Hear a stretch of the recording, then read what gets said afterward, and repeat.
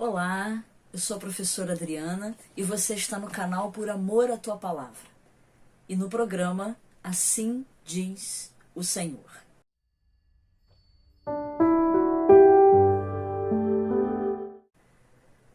No programa de hoje nós vamos fazer uma reflexão do texto que encontra-se no livro de Esther, no capítulo 4. Acompanhe a leitura.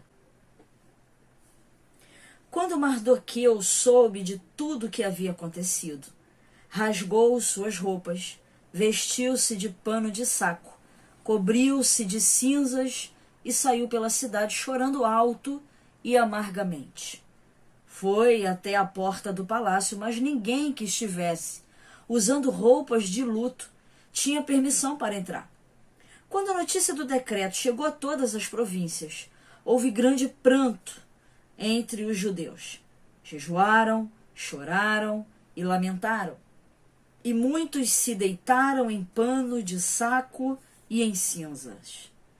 Quando as criadas de Esther e os eunucos vieram e lhe contaram sobre Mardoqueu, ela ficou muito angustiada.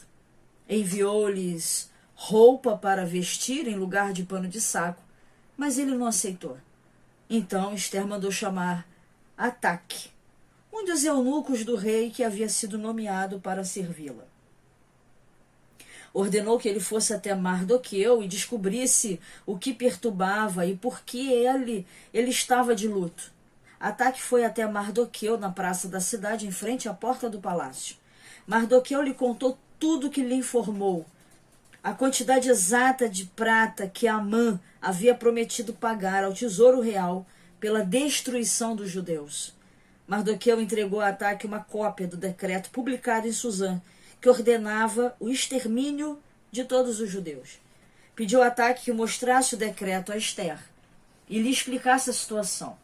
Também pediu a Ataque que a orientasse a ir falar com o rei para implorar por misericórdia e interceder em favor de seu povo. Ataque voltou a Esther com o recado de Mardoqueu. Então Esther mandou Ataque dizer a Mardoqueu: todos os oficiais do rei e até mesmo o povo das províncias sabem que qualquer pessoa que se apresenta diante do rei no pátio interno, sem ter sido convidada, está condenada a morrer, a menos que o rei lhe estenda seu cetro de ouro. Além do mais, há 30 dias o rei não me chama à sua presença. E o recado de Esther foi transmitido a Mardoqueu. Mardoqueu enviou esta resposta a Esther: não pense que por estar no palácio você escapará quando todos os outros judeus forem mortos. Se ficar calada, num momento como esse, alívio e livramento virão de outra parte para os judeus, mas você e seus parentes morrerão. Quem sabe não foi justamente por uma ocasião como esta que você chegou à posição de rainha. Então, Esther enviou esta resposta a Mardoqueu: vá, reúna todos os judeus de Suzã e jejuem por mim. Não comam nem bebam durante 3 dias e 3 noites. Minhas criadas e eu faremos o mesmo. Depois, irei à presença do rei, mesmo que seja contra a lei. Se eu estiver de morrer, morrerei. Mardoqueu foi e fez tudo conforme as instruções de Esther. Bom, a história em parte foi contada aqui no capítulo 4 do livro de Esther. Amã era um conselheiro do rei Assuero e ele tinha um ódio pelos judeus. Amã pode ser considerado um antissemita, alguém que não gosta, que tem um ódio gratuito pelo povo judeu. Na história da humanidade, vemos vários homens ou sistemas que eram antissemitas. O mais famoso deles é Hitler. Amã então consegue falar com o rei e este faz um decreto. E esse documento estava cópia com o Mardoqueu. Um documento que dizia que no dia tal, no mês tal, na hora tal, todos os judeus seriam exterminados em Suzã, lá no Império Persa. Obviamente, o povo judeu que habitava ali começou a se desesperar e sentiu uma angústia muito grande. Como eles escapariam da morte? Como eles escapariam de tão grande condenação? A Esther não sabia o que estava acontecendo. E ela manda alguém levar roupa para Mardoqueu, saber o que estava acontecendo. E o Mardoqueu conta para ela e manda essa cópia. E ela, quando ela viu aquilo, obviamente ela sentiu o medo, ela sentiu o peso de um documento como aquele que decretava o extermínio do seu povo.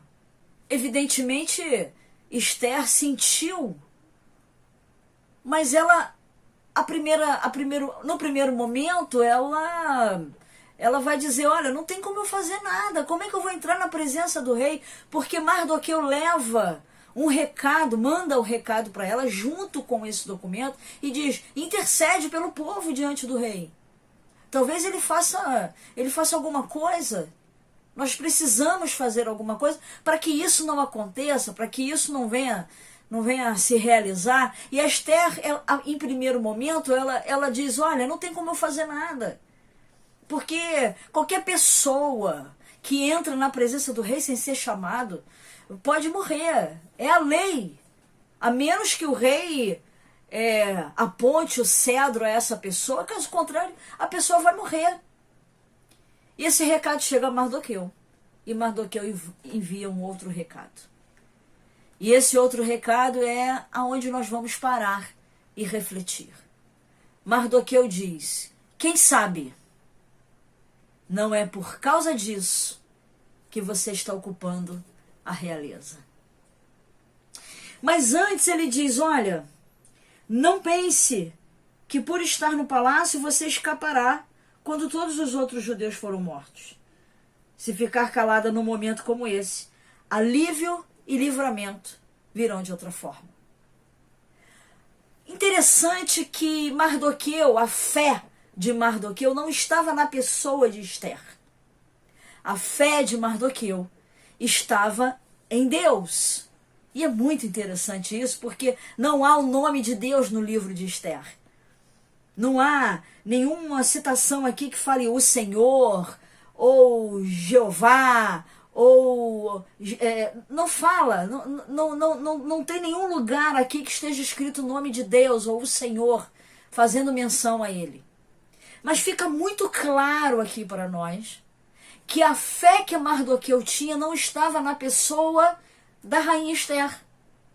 Ele diz, se você não fizer nada, outra pessoa, o livramento, o que está subentendido é, Deus vai nos livrar de outra forma.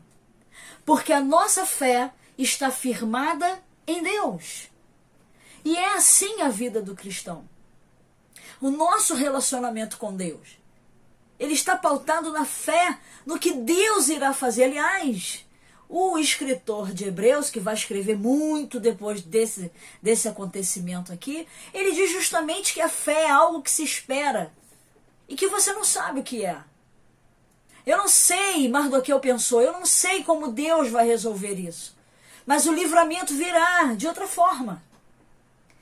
Mas aí nesse texto, na mesma palavra que Mardoqueu manda para Esther, ele diz algo muito interessante. Ele diz, quem sabe, não foi por causa deste acontecimento que você está na realeza. O nome de Deus não aparece, não está escrito aqui, mas está subentendido, como se Mardoqueu estivesse falando. Deus te colocou nesse lugar.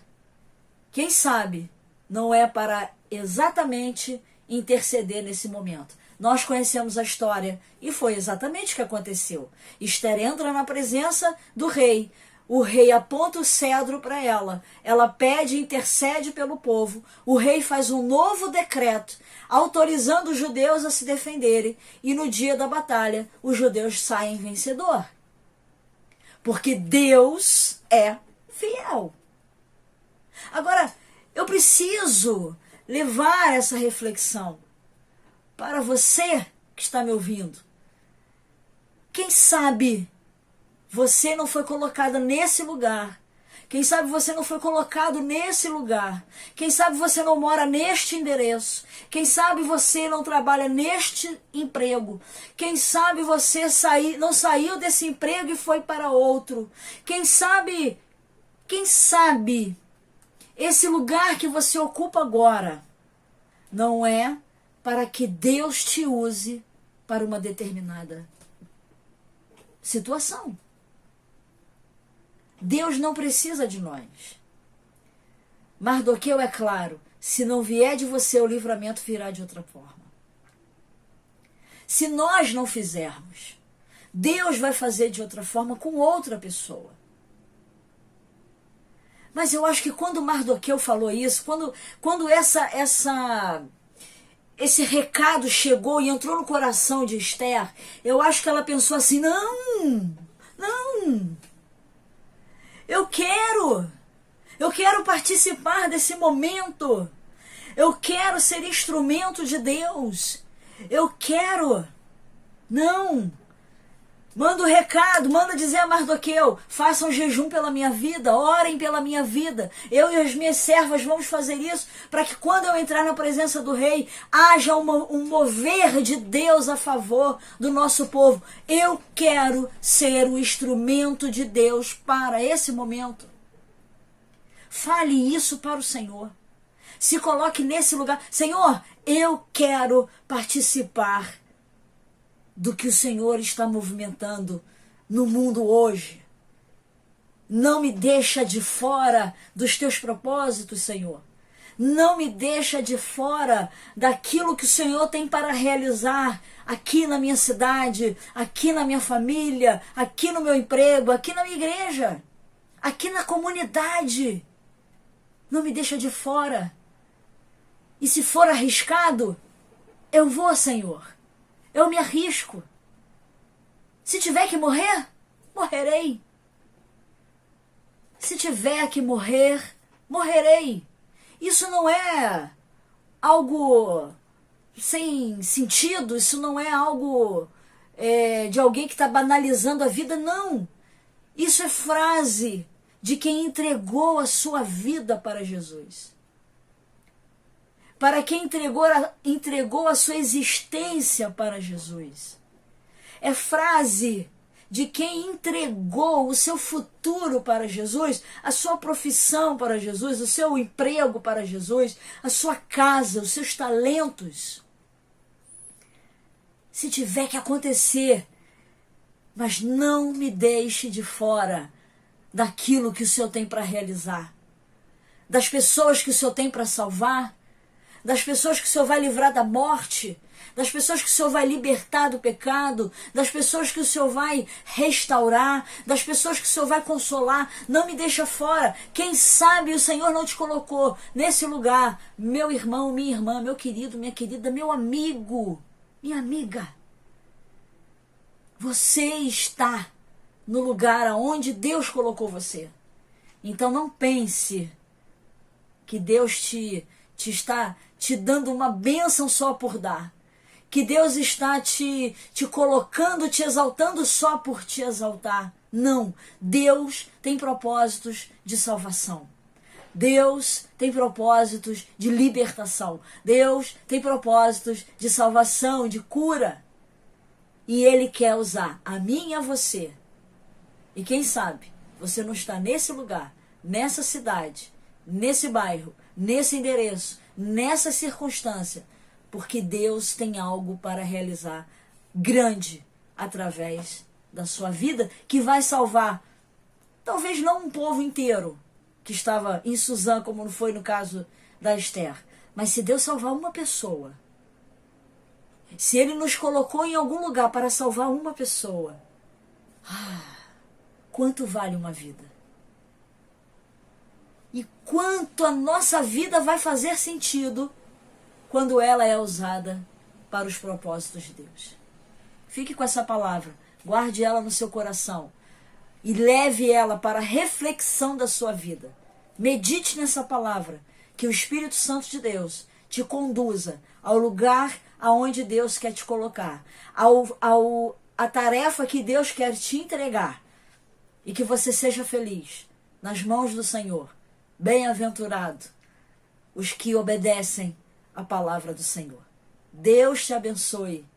E se você sentiu no coração, compartilhe esse vídeo com alguém, para que a palavra do Senhor possa ser propagada a um número maior de pessoas. Deus te abençoe. Fique na paz do Senhor e até a próxima. Assim diz o Senhor.